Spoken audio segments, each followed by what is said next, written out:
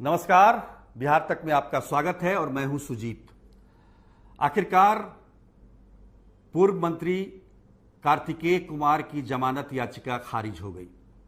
यह तो अच्छा हुआ कि सरकार ने कल उनसे इस्तीफा ले लिया, नहीं तो क्या होता आप खुद सोच सकते हैं। बीजेपी के जो हमले होते सो अलग, देश में छवि खराब होती सो अलग। पर खैर इस्तीफा उन्होंने दे दिया है, लेकिन इस्तीफा देने से 24 घंटे पहले भी उनका विभाग बदला था।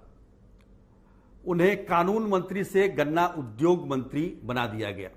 अब आप ये कह सकते हैं कि पूर्व गन्ना उद्योग मंत्री की जमानत याचिका खारिज। इससे पहले क्या होता, अगर वो कानून मंत्री रहते तो कहा जाता कि पूर्व कानून मंत्री कार्तिकेय कुमार की जमानत याचिका खारिज। तो ये अंतर तो आया, और मुझे लगता है कि इसी वजह से सरकार ने पहले उनका विभाग बदला, फिर इस्तीफा लिया, क्योंकि सरकार को यह मालूम था कि उनकी जमानत याचिका खारिज होने वाली है। और ऐसी परिस्थिति में सरकार की किरकिरी ना हो, इसको देखते हुए कोर्ट की सुनवाई से एक दिन पहले ही उनसे, एक रात पहले ही उनसे इस्तीफा ले लिया गया। इससे जो इम्पैक्ट है, जो झटके का इम्पैक्ट है, वो थोड़ा कम हुआ। वैसे अगर देखा जाए तो नीतीश कुमार जिस तरीके के मुख्यमंत्री हैं, जिस छवि के वो हैं, उसमें इस प्रकार की बात हो जाए ये कोई सोच नहीं सकता था। अब से पहले कई मंत्रिमंडलों को देखा है हम लोगों ने, सबने देखा है, और कोई भी दागी व्यक्ति अगर उनके मंत्रिमंडल में हुआ करता था तो उनका तुरंत इस्तीफा लेना तय था। लेकिन इस मामले में जो हुआ वो पहले कभी नहीं हुआ था। ये नीतीश कुमार के स्वभाव के विपरीत था। हो सकता है कि गठबंधन का दबाव हो, बहुत सारी बातें हैं, पर कार्तिकेय कुमार की जमानत याचिका खारिज हो गई है। उनके वकील कह रहे हैं कि वो हायर कोर्ट में जाएंगे।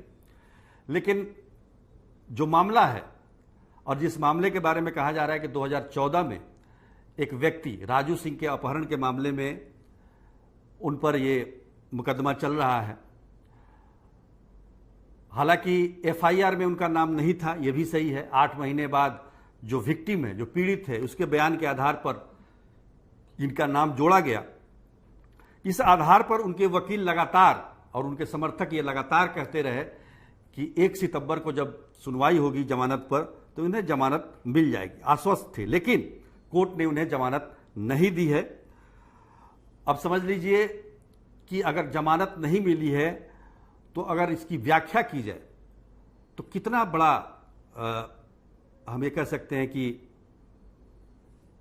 कितना बड़ा कांड तो नहीं कहेंगे, लेकिन जो हुआ है वो ठीक नहीं हुआ है। जिस 16 अगस्त को उनको कोर्ट में सरेंडर करना था, उसी 16 अगस्त को राजभवन में उन्होंने शपथ लिया। उसके बाद जब हंगामा हुआ 17 अगस्त को, तो एक ऑर्डर दिखाया गया कोर्ट का, जिसमें कहा गया था, 12 अगस्त का वो ऑर्डर था, जिसमें कहा गया था कि 1 सितंबर तक किसी प्रकार की कानूनी कार्रवाई न करने के आदेश अदालत ने दिए थे। आज वो मियाद खत्म हो गई थी। कोर्ट में वो खुद तो नहीं गए, उनके वकील गए, दोनों तरफ से दलीलें दी गई और उसकी आखिरकार उनकी जमानत याचिका खारिज हो गई।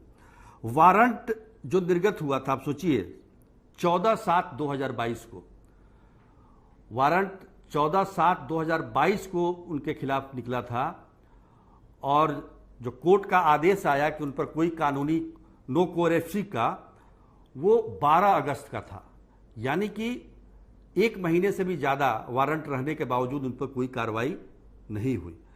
और 9 अगस्त को जब सरकार ने शपथ ली, मुख्यमंत्री नीतीश कुमार और उप मुख्यमंत्री तेजस्वी यादव ने, उसके बाद ये 12 अगस्त को इस तरह का आदेश आता है कि उन पर कोई कार्रवाई न की जाए।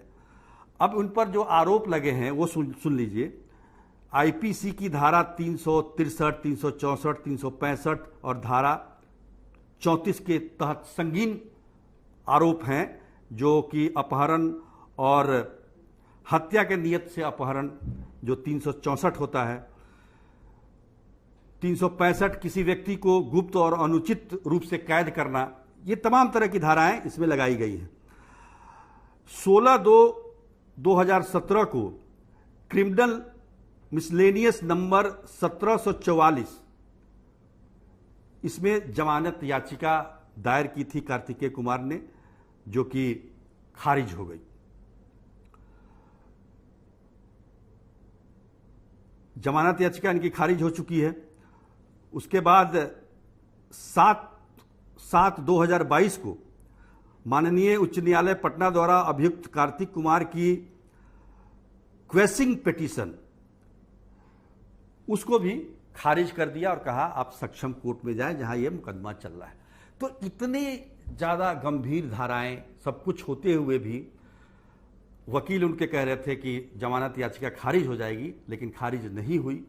सरकार से कुछ देरी जरूर हुई, लेकिन समय रहते एक फैसला लिया, उनसे इस्तीफा लिया और कम से कम सरकार की इससे साख बची।